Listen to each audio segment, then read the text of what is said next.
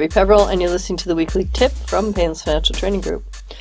Today I'm talking about employee or subcontractor again. I've spoken about this before, but there has been a new development. There was a recent court case where a person who had been called a subcontractor when they were told that their services are no longer required, they actually sued the people who were paying them and asked for severance payment.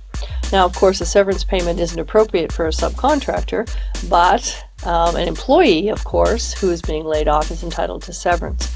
So the court held that even though that person had been called a subcontractor, they were in fact an employee, and therefore their employer was liable to pay them a significant severance payment.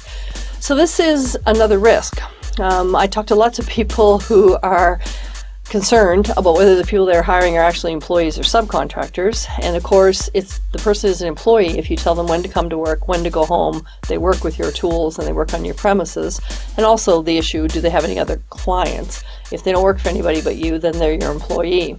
So that type of decision would mean, that person is an employee, but you're calling them a subcontractor. Now you have more risks to think about. I've heard people say before, well, who cares? If I have to pay the EI and CPP, then I will. But if I don't get caught, no big deal.